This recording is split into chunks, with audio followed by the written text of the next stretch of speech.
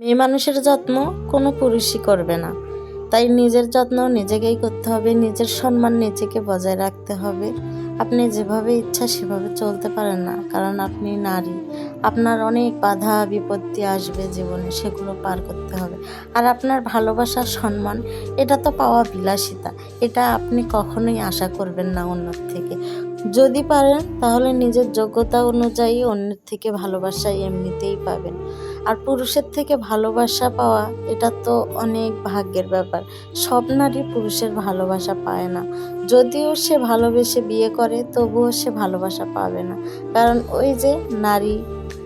আর একটা কথা, সব পুরুষ কিন্তু নারীকে ভালোবাসতে পারে না।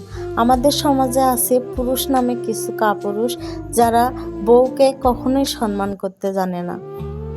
আচ্ছা, একটা কথা কি জানেন, কখনো কোনো মেয়ে কোনো বাবার ঘর থেকে খাওয়ার অভাবে কোনো পুরুষের ঘরে আসে না।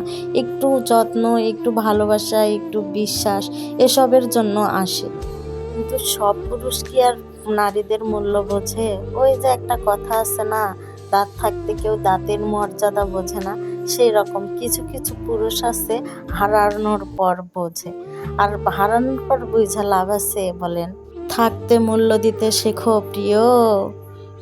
আচ্ছা, যাই হোক, এসব আমি ফেসবুকের মধ্যেই দেখি, তাই একটু আমার ভিডিওর মাধ্যমে বলার চেষ্টা করলাম, কিন্তু সব কিছু বলতে পারছি কি না সেটা জানি না।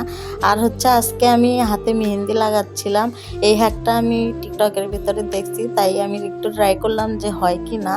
আসলে এত সুন্দর হবে আমি কখনো কল্পনাই করিনি, অনেক বেশি সুন্দর হয়েছে। আমার বেশ ভালো লাগছে। আর একটা কথা, এই মেহেদি দেওয়ার মধ্যেই আমি বলে নিই, আসলে আমরা যে জিনিসগুলো আমাদের কাছে থাকে না আর আমরা খুব সহজে পাওয়া যায়, সেই জিনিসগুলোর কখনোই আমরা মর্যাদা দিই না। মানে সেই জিনিসগুলোকে কেন জানি আমরা ভালোবাসতে পারি না ভাই। আর যখন হারায় যায় তখন খুব কদর করি, যে এই জিনিসটা যদি আবার ফিরে আসতো। আসলে কি হারানো জিনিসকে ফিরে পাইলে সেটার মর্ম থাকে বলেন? আর এই যে দেখেন আমার হাতের ফাইনাল লুক কেমন লাগছে, অবশ্যই কমেন্ট করে জানাবেন। কিন্তু আমার কাছে কিন্তু বেশ ভালো লাগছে। আর তোমরা তোমাদের প্রিয় মানুষকে আজকে আমার এই ভিডিওতে মেনশন করে যাও, দেখি তোমাদের প্রিয় মানুষ রিপ্লাই দেয় কিনা। আল্লাহ হাফেজ।